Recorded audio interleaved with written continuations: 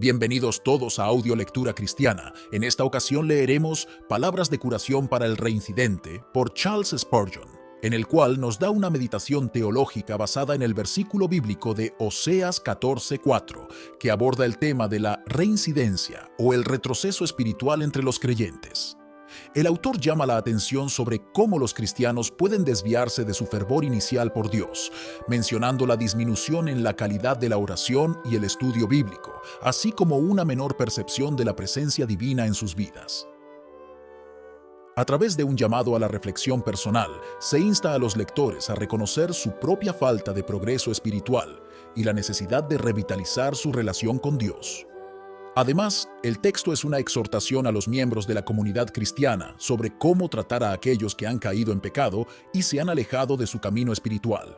Destaca el mandato bíblico de Santiago 5:20 sobre la importancia de restaurar a los pecadores, abordando la tendencia de juzgar y marginar a quienes han errado. El autor critica la actitud de rechazo y condena que persiste en muchas comunidades y pide a los creyentes que se acerquen con amor y comprensión a los que han reincidido. Subraya que todos están en riesgo de pecar y que la respuesta adecuada es el apoyo y el perdón, no el desdén, y llevar a cabo la labor más importante de la iglesia, salvar a las almas. Dicho esto, hermanos, comencemos.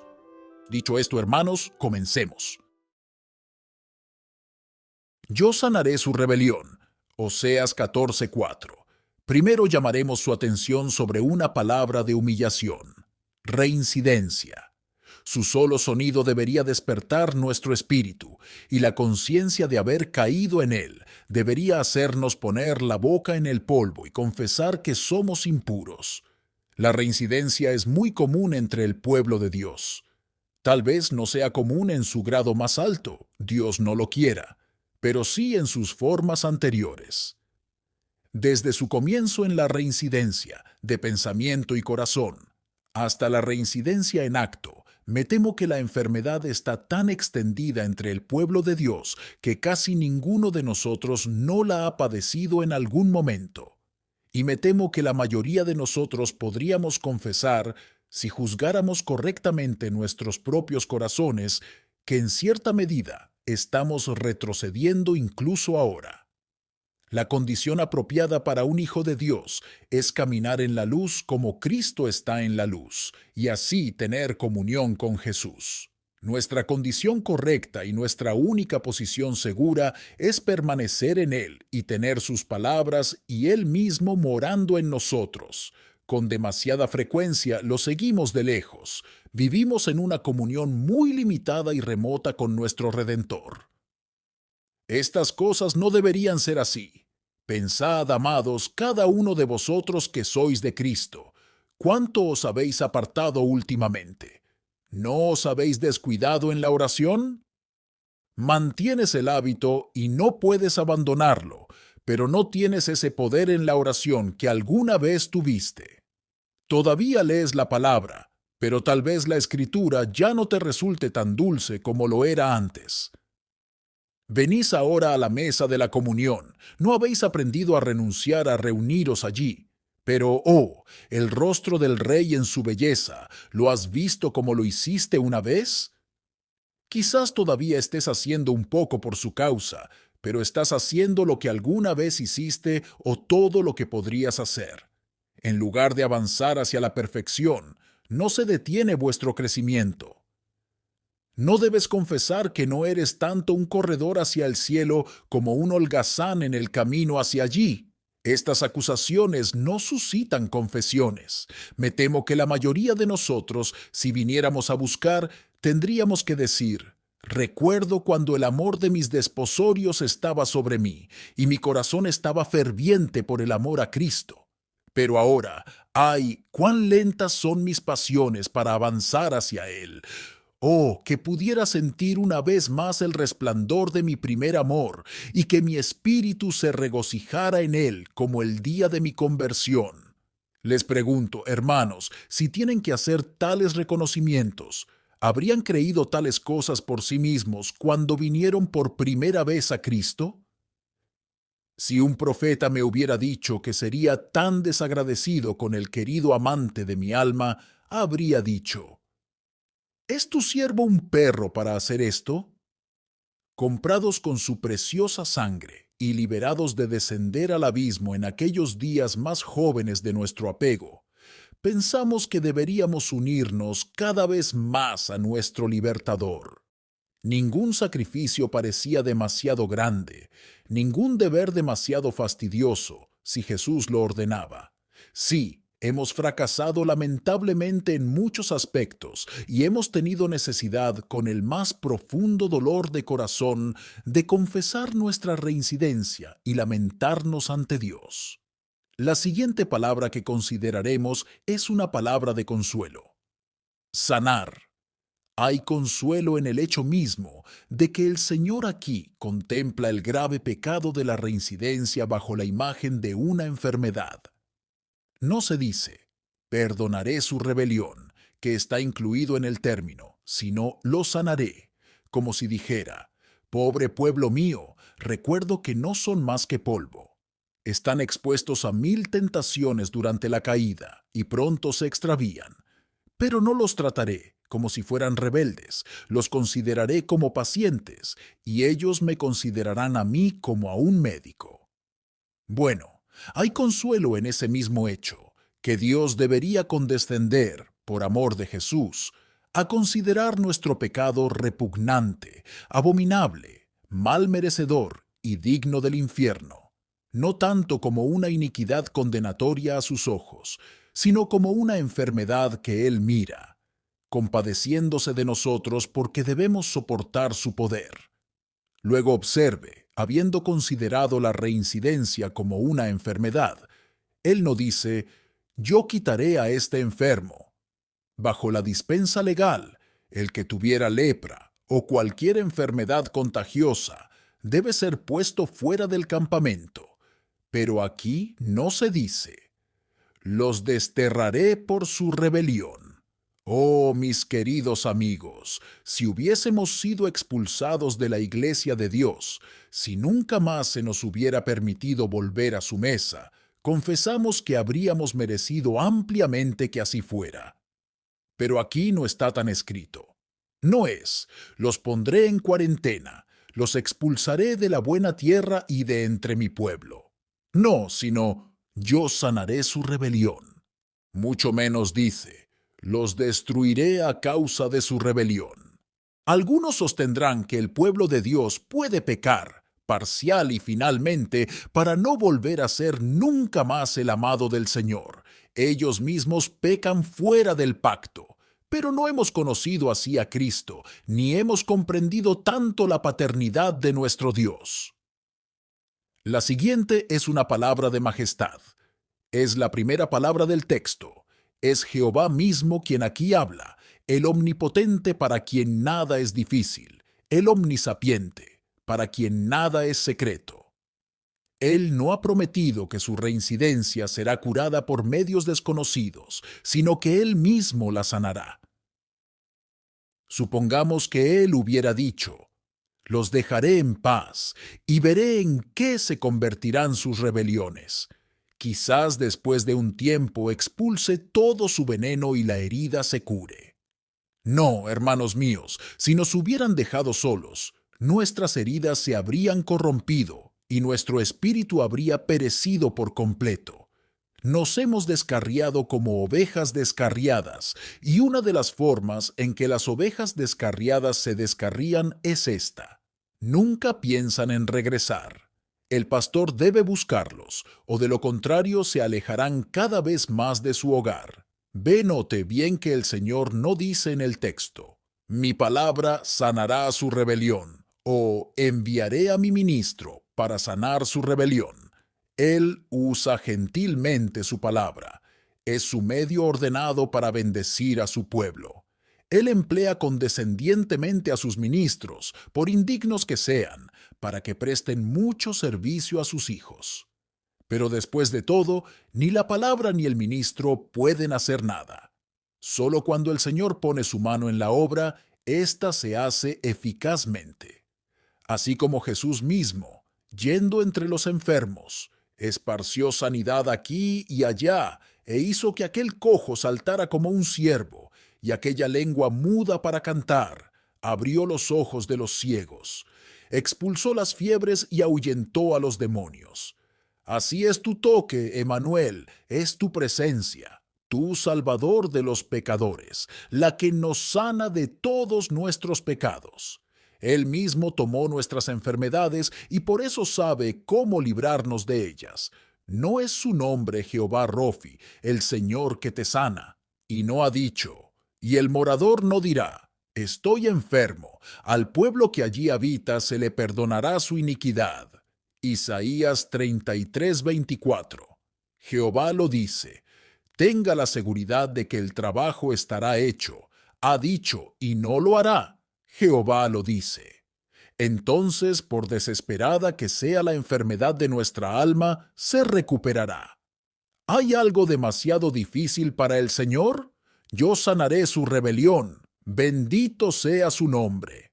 Cuando usted y yo sentimos nuestra reincidencia, si se hubiera dicho que la reincidencia debería curarse por cualquier medio ordinario, deberíamos haber respondido, no el mío. No, Señor, el mío es un caso que supera a todos los demás, desesperado, indefenso, incurable. Pero cuando se dice, yo sanaré, ¿cómo nos quita todo poder ser incrédulos? ¿Qué no puede hacer el Señor? ¿Qué enfermedades no puede ahuyentar? Puede hablar incluso a los muertos y hacerlos vivir. Por lo tanto, tengamos esperanza en Él, porque por muy lejos que hayamos llegado y por muy quebrantado que esté nuestro corazón por ello, Él puede vendar todas nuestras heridas y hacer que cada hueso roto cante. Este será el cántico. Señor, ¿quién como tú, que pasas por alto la transgresión, la iniquidad y el pecado, y no te acuerdas de las rebeliones de tu pueblo? Hay otra palabra en el texto que me atreveré a sacar del trasfondo en el que se encuentra habitualmente. He aquí una palabra de certeza. Lo haré. ¿Pero por qué sanará? ¿Por qué dice tan positivamente que lo hará? Aquí no hay tal vez, ni tal vez. Los hombres de Nínive acudieron a Dios sin nada que los animara, pero ¿quién puede saberlo? Juan 3:9. Pero los hijos de Dios vienen a Él con deseos y voluntades de suplicar. Te ruego, reincidente, que si deseas regresar al Señor esta mañana, observes la certeza del texto y suplica. Dios que dice, quiero, no es hombre para que mienta, ni hijo de hombre para que se arrepienta. Números 23:19. Si Él dice, quiero, di. Acuérdate de la palabra dada a tu siervo en la cual me has hecho esperar. Salmo 119:49. Pero ¿por qué Dios sanará a su pueblo? Lo hará porque ha asumido el cargo de médico, y que un médico fracase en sus intentos no refleja ningún honor para él. Cada paciente que pierde el médico es una pérdida para la fama de su habilidad. Yo sanaré su rebelión, dice él. Me he comprometido a salvarlos y lo haré. He hecho con ellos en Cristo un pacto ordenado en todo y seguro, y no permitiré que perezca ni uno de estos mis pequeños, y sanaré su rebelión. ¿No son sus hijos? Ahora bien, si un médico no ejerció su habilidad con un extraño, ciertamente tampoco con su propio hijo. No hay nada en todo el ámbito de la farmacia que el niño no deba tener. No hay nada en todo el arte de la cirugía que el cirujano no ejercería con su amado hijo si lo necesitara. De todos sus hijos, el Divino Padre dice, yo sanaré su rebelión. Amados, le hemos costado demasiado a nuestro Dios que Él permita que perezcamos, y debemos perecer sin curación. Por tanto, Él nos sanará. En cada hijo de Dios, el Padre ve las marcas de la sangre del Redentor. Todo heredero del cielo lleva consigo recuerdos que tocan el alma del Padre, porque Él recuerda bien el sudor sangriento de Getsemaní y los gemidos y llantos del bienamado. Vosotros que creéis en Jesús os cuesta demasiado. Él no os puede dejar morir. El Señor os ha amado demasiado tiempo para dejaros perecer, porque antes de la fundación del mundo, su corazón se dirigió hacia sus elegidos. Desde la antigüedad, sus delicias fueron con los hijos de los hombres. Antes de que fuiste formado y curiosamente forjado en las partes más bajas de la tierra, vivías en el corazón de Dios y yacías en el seno de tu Redentor, con quien ya entonces eras contado como uno en el pacto de gracia. Ninguna enfermedad podrá matarlos por completo, ningún pecado se pudrirá en ellos hasta el punto de destruirlos. Yo, Jehová, que los he escogido, que los he redimido y los he llamado por mi gracia, los sanaré. El cielo y la tierra podrán pasar, pero esta palabra no pasará. Oh, bendita certeza de la palabra divina. Todavía hay una quinta palabra en el texto, y es una palabra de personalidad. Su está hablando de Israel, su propio pueblo peculiar, sus propios elegidos. Él mismo los limpiará y los sanará. Él no permitirá que uno de ellos se enferme de pecado de tal manera que la enfermedad del pecado sea fatal para ellos. Para que sepamos si compartimos esta promesa, podemos juzgar por otras palabras que preceden al texto. Aquellos de quienes habló estaban dispuestos a venir a él y decirle: «Quita toda iniquidad y recíbenos con gracia». Oseas 14:2. Si hay algún hombre aquí que desee ser perdonado por el nombre de Cristo, por la gratuita gracia de Dios, si hay alguno aquí que se lamenta de su iniquidad y desea volver a su Dios, si hay algún alma que ahora se acerca sinceramente al camino de salvación de Dios y desea encontrar liberación de todo pecado, ese hombre puede estar seguro de que es uno de aquellos de quienes Dios ha dicho: «Yo sanaré su rebelión». ¿Odias tu apostasía? ¿Te duelen tus pecados? ¿Se han convertido en una plaga para vuestro corazón? Oh, entonces Él sanará vuestras rebeliones. ¿Es usted ferviente en oración? ¿Gritas que Él se apiadará de ti? ¿Puedes llorar la lágrima penitencial? Si es así, el que quebranta los corazones siempre quiere sanarlos. Nunca hasta ahora dio un espíritu herido y contrito, pero lo que estaba seguro de que dentro de poco le traería un bálsamo mejor que el que Galaad jamás conoció, y dejaría que la sangre de Jesús hablara mejores cosas que la de Abel, incluso la paz eterna en el interior. Ese espíritu herido, su reincidencia. Tome la palabra y conviértala en singular, y póngala en primera persona. Di: «Señor, sana mis rebeliones». Ahora, sobre el regreso del reincidente, sepa que el que haga volver al pecador del error de su camino, salvará un alma de la muerte y cubrirá multitud de pecados. Santiago 5:20. Se debe prestar especial atención a los reincidentes, porque al traer a los reincidentes a la iglesia hay tanto honor para Dios como al traer a los pecadores. Hermanos, si alguno de vosotros se extravía de la verdad y alguno lo convierte. Santiago 5:19. Pobre de mí. El pobre reincidente es a menudo el más olvidado. Un miembro de la iglesia deshonró su profesión. La iglesia lo excomulgó y fue considerado pagano y publicano. Mateo 18:17. Conozco a hombres de buena reputación en el ministerio del Evangelio que hace 10 años cayeron en pecado, y eso se nos echa en cara hasta el día de hoy. ¿Hablas de ellos? Inmediatamente se le informa: «Vaya, hace 10 años hicieron esto y aquello».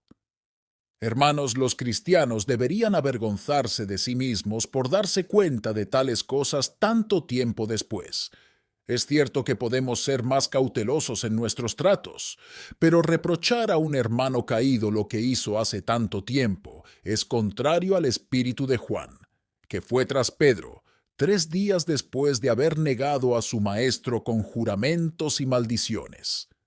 Hoy en día está de moda, si un hombre cae, no tener nada que ver con él.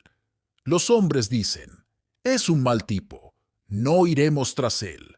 Amado, supongamos que él es el peor. ¿No es esa la razón por la cual deberías ir más tras él?